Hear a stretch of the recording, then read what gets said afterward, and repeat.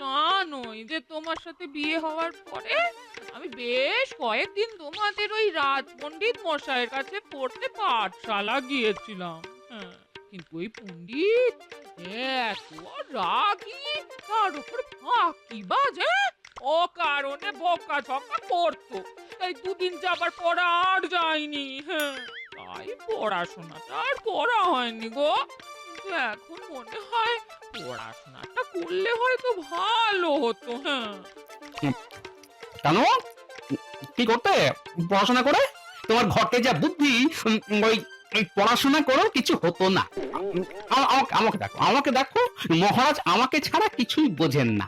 আমি আমি পড়াশোনা জানলে দেখিয়ে দিতাম, কৃষ্ণনগরের সেরা বুদ্ধিমতী হতে পারতাম। হ্যাঁ, ও আহা, তাই নাকি? ঠিক আছে, ঠিক আছে, তুমিও তোমার মতন আরো কয়েকজনকে জোগাড় করো। আমি মহারাজকে বলে দেখি কিছু করা যায় নাকি। পণ্ডিত এরকম ফাঁকিবাজ হলে তো খুবই মুশকিল। দেখি পণ্ডিতের ফাঁকিবাজি ঘোচাতে হবে এবার। সত্যি সত্যি তুমি আমার পড়াশোনার ব্যবস্থা করবে? হ্যাঁ, কিন্তু কিন্তু তার আগে আরো কিছু লোকজনকে জড়ো করো, যারা তোমার মতন ওই পড়াশোনা শিখতে চায়। আমি এই যাব আর এই আসবো, সবাইকে বলে। হ্যাঁ, হ্যাঁ, এখন মানে এখন বের হলে বাকি রান্না বান্না কে করবে? হ্যাঁ, সব সবজি তো কুটে রান্নাঘরে ফেলে রেখেছো, শুধু ওই মাছের ঝোল দিয়ে ভাত খাচ্ছি। এই তো এই তো সবাইকে বলে আমি এই যাব আর এই আসবো। হ্যাঁ, ও বাবা, এ তো পড়াশোনার কথা শুনে এখনই এরকম, এরপর পড়াশোনা করে তো তোমাকে পাত্তাই দেবে না। আরে বাবা, ভাত আছে, মাছ আছে, এই সবজি বানাতে কত আর সময় লাগবে বলো? হ্যাঁ? আঁচ নিভে গেলে এই তুমি না হয় উনুনে আঁচ দিয়ে দিও। হ্যাঁ, হ্যাঁ, হ্যাঁ, দিও। রাজসভায় যেতে হবে, এখনই যত ঝামেলা, ওদিকে আবার দেরি হয়ে যাচ্ছে।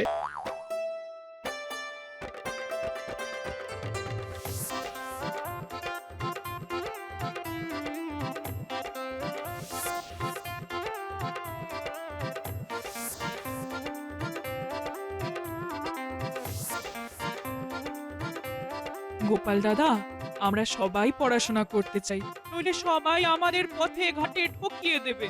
দেখো গোপাল দাদা, আমি এতদিন দোকান চালাচ্ছি, কে কখন আমাকে ঠকিয়ে আমার কাছ থেকে মিষ্টি নিয়ে চলে যাবে বুঝতেও পারবো না। তাই তাই আমিও পাঠশালায় পড়তে চাই। গোপাল দাদা, আমি তো অন্যের জমিতে চাষ করি, মালিক কখন আমাকে হিসেবে কম পয়সা দেয়, কখনো বেশি দেয়, বুঝতেই পারি না। আমি পড়তে চাই। বাহ, তুমি তো বেশ করিতকর্মা দেখছি, অনেককেই তো জোগাড় করে ফেলেছো। না তো কি, তোমার সাথে থেকে থেকে সঙ্গ দোষে আমি অনেক কিছুই শিখেছি। হ্যাঁ, এবারে পড়াশোনাটা করে আরো শিখবো। ঠিক আছে, আমি এক্ষুনি রাজসভায় যাচ্ছি, মহারাজকে গিয়ে বলছি যাতে উনি তোমাদের সকলের পড়াশোনার একটা ব্যবস্থা করে দেন। কি সবাই খুশি তো?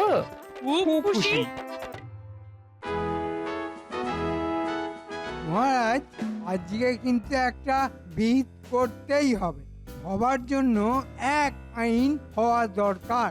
গোপাল রোজ রোজ দেরি করে আসবে আর আপনি কিছু বলবেন না, এটা চলতে পারে না।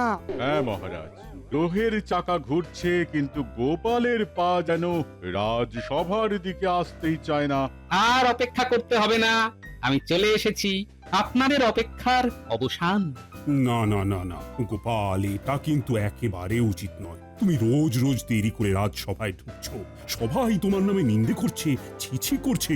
মহারাজ, গোপালের পায়ে বেড়ি লাগিয়ে দিন না, রাজসভা থেকে যেতেও পারবে না, দেরি করে আসতেও পারবে না। রোজ রোজ গোপাল করে রাজসভায় আসতে দেরি, তাই এবার পড়ানো উচিত গোপালের পায়ে বেড়ি। অত হাসার মতন কিছু হয়নি মহারাজ, আমি একটা প্রস্তাব নিয়ে এসেছি। একটা ছোটখাটো বৈঠক সেরে তারপরে রাজসভায় এলাম মহারাজ। বৈঠক? কিসের বৈঠক? আমাদের বাড়িতে একটু আগে ওই পুটির বাবা, মা, ভোলা অনেকে এসেছিল মহারাজ। আমার গিন্নি পড়াশোনা করতে চায়, শিখতে চায়, আর তার সাথে ওরাও। বাহ বাহ বাহ, পড়তে চায় তো বেশ ভালো, তা পড়ুক না পড়ুক। তাই মহারাজ, আপনি যদি ওদের পড়াশোনার বন্দোবস্ত করে দেন তাহলে খুব ভালো হয়। বেশ বেশ, রাজপণ্ডিত বলুন মহারাজ। শোনো, রাজসভা শেষ হলে তুমি আমার ঘরে আসবে, তোমার সাথে এই বিষয়ে আমি আলোচনা করব। যথা আজ্ঞা মহারাজ। এমনিতেই কয়েকটা দামাল ছেলে মেয়েকে সামলাতে আমি পাগল হয়ে যাচ্ছি, তার উপর আবার নতুন ঝামেলা। মহারাজ, সব কিছুই তো হলো, কিন্তু গোপালের শাস্তির ব্যাপারটা। রাখো তো তোমার শাস্তি। গোপাল এত ভালো একটা প্রস্তাব নিয়ে এসেছে, এখন এটা নিয়ে ভাবো।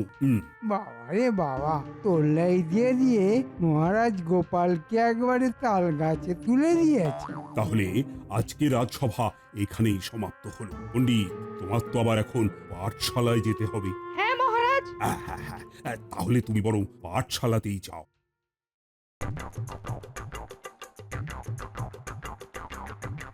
গিন্নি, ও গিন্নি, আরে কোথায় গেলে গো? কি হয়েছে কি? চেঁচে বাড়ি মাথায় তুলছো কেন? আর কোনো চিন্তা নেই গিন্নি, মহারাজ রাজি হয়ে গেছেন। আজকেই পণ্ডিত মশাইকে ডেকে পাঠাচ্ছেন রাজবাড়িতে। তারপর তোমাদের সকলের পড়াশোনার ব্যাপারটা নিয়ে পাকা কথা হয়ে যাবে। বাহ, বেশ বেশ। বুঝলে গিন্নি, বেশ গরম পড়েছে। এইটুকু রাস্তা আসতেই টাকটা একেবারে ফেটে যাওয়ার জোগাড়। ঠিক আছে, তাহলে আর কাজ করো দেখি। বাজার থেকে টুপ করে গোটা চারে পাতিলে বুনিয়ে এসো, এই তোমার জন্য শরবত করে দেবো। না না না না না, এই তো রোদ থেকে এলাম, আবার রোদের মধ্যে বাজারে যেতে পারবো না গিন্নি। তোমার ওই সাধের ছাতাটা নিয়ে যাও। ছাতা কিসের জন্য আছে? বিশ্রাম করার জন্য। উফ, বাপ রে বাপ, তোমার সাথে কথাই আমি পারবো না। যাচ্ছি যাচ্ছি।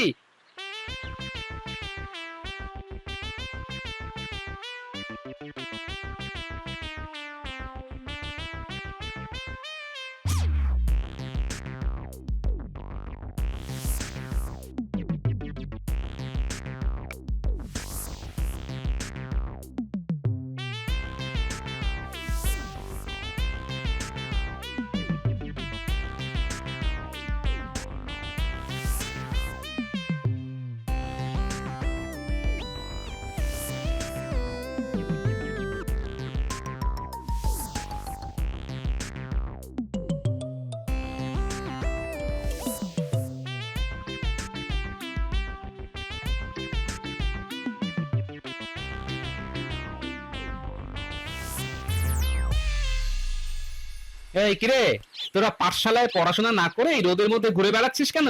আমরা পড়াশোনা করেই ফিরছি দাদু, আমাদের পণ্ডিত মশাই ছুটি দিয়ে দিল। হ্যাঁ, বলিস কি রে, এত তাড়াতাড়ি ছুটি? মিথ্যে কথা বলছিস না তো? না না দাদু, কি যে বলো, আমরা তোমাকে মিথ্যে কথা কেন বলতে যাব? দাদু, তুমি একটা কথা জানো? কি কথা? জানো দাদু, আমাদের পণ্ডিত মশাই রোজ এই সময় ছুটি দিয়ে দেন। সে কি রে, এ তো রীতিমতো ফাঁকিবাজি। না, ব্যাপারটা অনুসন্ধান করে দেখতে হচ্ছে তো।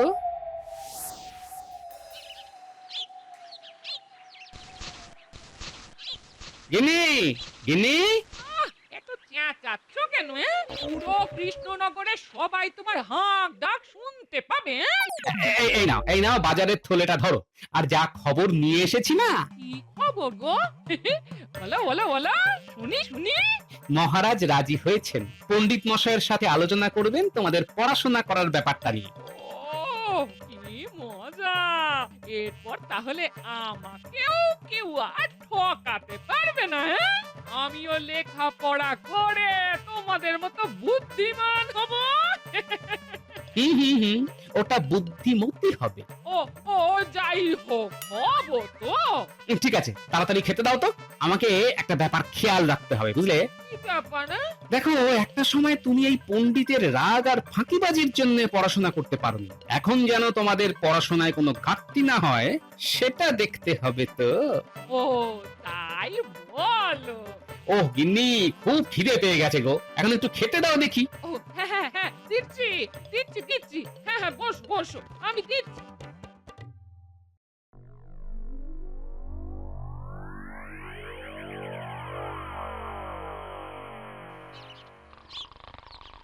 তিন একে তিন, তিন দুগুণ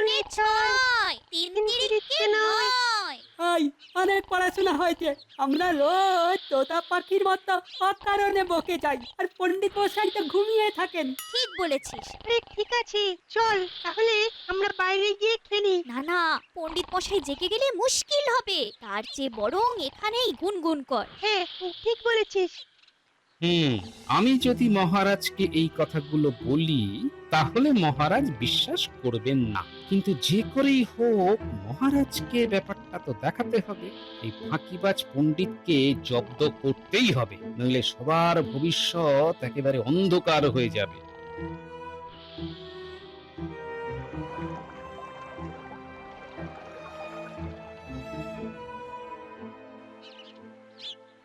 আরে গোপাল জি, বলো বলো বলো। মহারাজ, একটা কথা বলতে এলাম।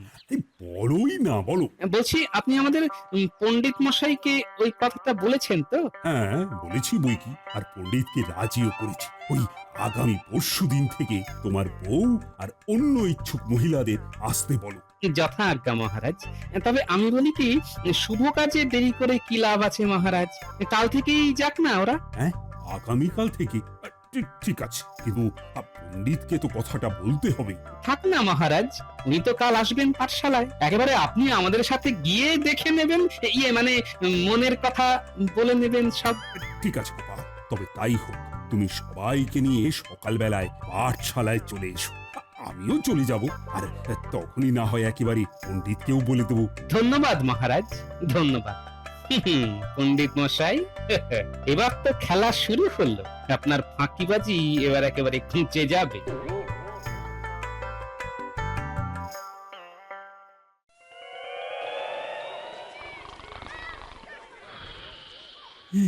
একই পাঠশালার একই দশা, বাচ্চারা তো যে যার মতন খেলছে। মহারাজ, পণ্ডিত মশাইয়ের অলসতায় পাঠশালা এখন পাঠ খেলা হয়ে গেছে। বটে, আমি খেলা ঘোচাচ্ছি। পণ্ডিত, পণ্ডিত, ওঠো, ওঠো বলছি।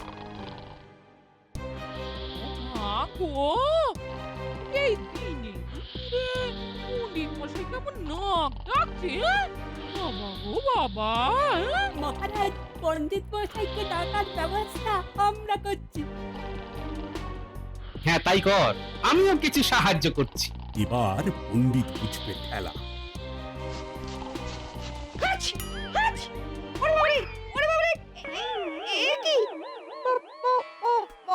মহারাজ, আপনি এখানে? হ্যাঁ, আমি।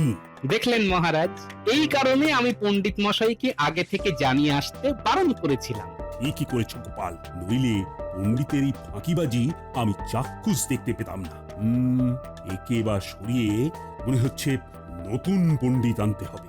ও মহারাজ, ও মহারাজ, আপনি আমার মা বাপ, এরকম করবেন না, মরে যাব। শোনো, তুমি অনেক দিন ধরেই ফাঁকিবাজি করছো, মাঝে মাঝে আমার কানেও আসে, কিন্তু আমি অত গায়ে মাখিনি। এবার যখন মহারাজ একেবারে বুঝেই গেলেন, তখন পণ্ডিতকে উপযুক্ত শাস্তিটা দিয়েই দিন। ও মহারাজ, আমাকে কি শাস্তি দেবেন? শোনো পণ্ডিত, আজকে থেকে তোমার কাছে এই নারীরা পড়বে। তারা ছোটবেলা উপযুক্ত শিক্ষা পায়নি বলে আজকে সমাজে অনেক জায়গায় ঠকে যায়। তাই এবার তোমার দায়িত্ব হচ্ছে বাচ্চাদের পাশাপাশি এদেরকেও ভালোভাবে পড়ানো। শুধু পুঁথিগত শিক্ষা নয়, তার সাথে সামাজিক শিক্ষায়ও যেন সবাই শিক্ষিত হয়ে উঠতে পারে। যথাজ্ঞা মহারাজ, আপনি যেরকম করবেন সেরকমই হবে। ওমা, তুমিও আমাদের সঙ্গে পড়বে? হ্যাঁ রে মা, আমরা তোদের সাথে পড়াশোনা করব। তুমিও আমাদের সাথে পড়বে দিদা? হ্যাঁ, আমিও পড়বো। হ্যাঁ, তারপরে সবার মধ্যে প্রতিযোগিতা হবে। হ্যাঁ, তবে প্রতিযোগিতা নয়, মূল্যায়ন। শোনো পণ্ডিত, বলুন মহারাজ। আমি 1 মাস পরে তোমার বিদ্যার্থীদের একটা পরীক্ষা নেব। কেউ যদি কিচ্ছু না বলতে পারে তাহলে সেদিনই তোমার শেষ দিন। পড়াশুনো শেখানোর নামে আমি তোমার ঘুচিয়ে দেব। আর তোমরাও সবাই শোনো, ওই মূল্যায়নে যে প্রথম হবে তাকে আমি কৃষ্ণনগরের সেরা বিদ্যার্থী পুরস্কারে ভূষিত করব, আর সাথে উপহার হিসেবে পাবে 200 মোহর। যথাজ্ঞা মহারাজ। তাহলে তোমরা পড়াশুনো শুরু করে দাও, আর আমরা এগোই। হ্যাঁ মহারাজ, চলুন।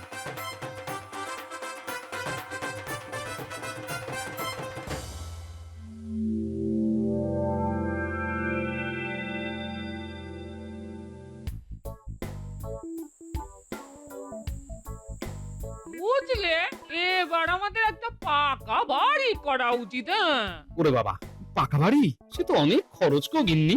আমি জানি তোমার 1 মাসের বেতন দিয়ে হবে না, কিন্তু তুমি যদি প্রত্যেক মাসে বেতন পাওয়ার সাথে সাথে এই কিছু কিছু করে ইট সুরকি কিনে রাখো, তাহলে কয়েক বছরের মধ্যেই আমাদের পাকা বাড়ি বানানো হয়ে যাবে। হ্যাঁ, বাহ, এই বুদ্ধিটা তো তুমি ভালোই দিয়েছো গিন্নি। আর হ্যাঁ শোনো, কালকে না পাকা রুই মাছ কিনবো, আমাকে সকালে কিছু পয়সা দিয়ে রেখো তো। হ্যাঁ? না না, আমি বাজার থেকে এনে দেবো, তোমাকে ওই মাছওয়ালা ঠকিয়ে দেবে, বুঝলে?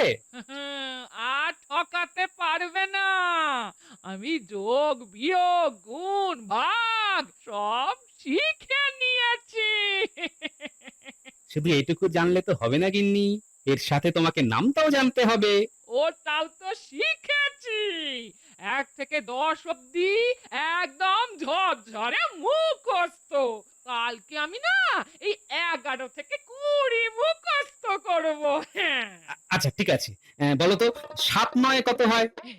এই 7 9 63, 8 9 72, 9 9 81, 9 10 90। বাবা, আমি আর আগের মতো বোকা নেই। হ্যাঁ। এই শোনো শোনো, সকালে যেন না চাইতে এই পয়সাটা আমার হাতে এসে যায়। হ্যাঁ, গিন্নি, তোমার এই উন্নতি দেখে এত খুশি হয়েছি না যে কি বলবো। তোমাকে তোমাকে আরো বেশি করে ভালোবাসতে ইচ্ছে করছে গিন্নি। ও মা গো, বুড়ো বয়সে ভীম রতি। হ্যাঁ, এই যাও তো যাও। যা হয়ে গেল।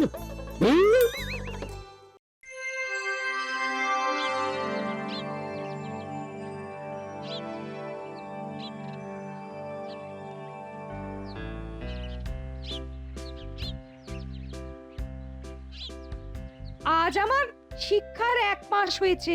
আজকে তাই মহারাজ সকলের একটা মৌখিক পরীক্ষা নেবেন। এবার আমি দেখতে চাই পণ্ডিত তোমাদের মনোযোগ দিয়ে পড়িয়েছে না আগের মতোই ফাঁকিবাজি করেছে। মহারাজ, আমি আমার বিদ্যার্থীদের এমন ভাবে তৈরি করেছি সবাই এখন খুব বুদ্ধিমান ও বুদ্ধিমতী।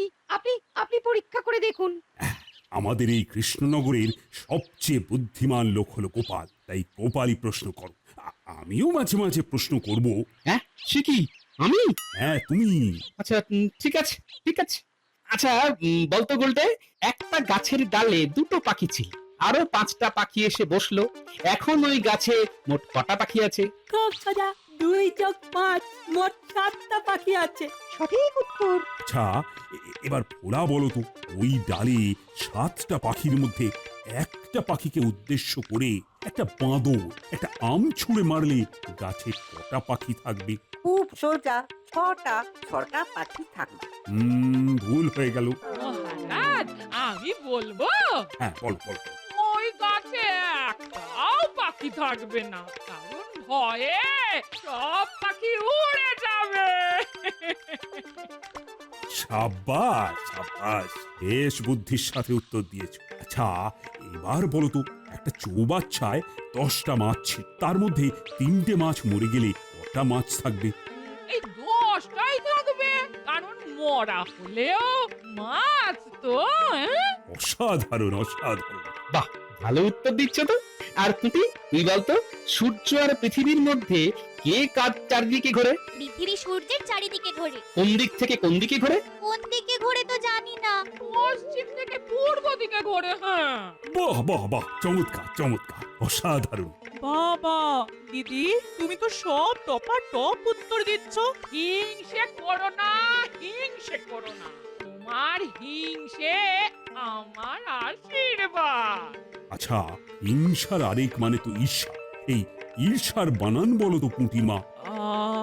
হস্যই দন্ত স রেফ আকার। হ্যাঁ, আরে না না, ওটা দীর্ঘই আর মূর্ধন্য স রে আকার হবে। হ্যাঁ, একদম ঠিক। গোপাল বউ দুরন্ত জবাব দিচ্ছে। আচ্ছা এবার পুঁটির বাবা বলো তো, জলের অপর নাম কি? জলের অপর নাম জীবন। সঠিক উত্তর।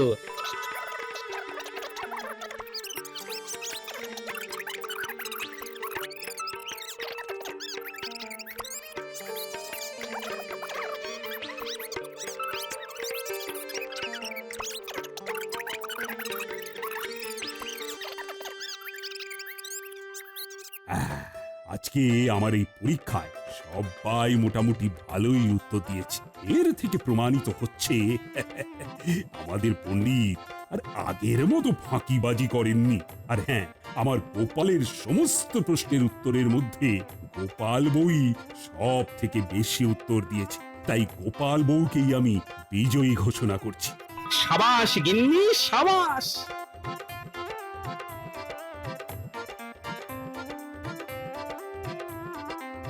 আমি সগৌরবে এই 200 মোহর গোপাল বউয়ের হাতে তুলে দিলাম। গোপাল রাজসভায় উপহার পাচ্ছে আর গোপাল গিন্নি পাঠশালায়। জয় পরাজয় তো থাকবেই। তোমরা সকলে মন দিয়ে পড়াশুনো করে আমাদের রাজ্যকে শিক্ষিত রাজ্য হিসেবে গড়ে তোলো। নিশ্চয়ই মহারাজ। গোপাল বউ অবশেষে সেরা বুদ্ধিমতী কৃষ্ণনগরের। কৃষ্ণনগরের সেরা বুদ্ধিমান ও সেরা বুদ্ধিমতী এখন এক বাড়ি থেকেই বিরাজ করবে।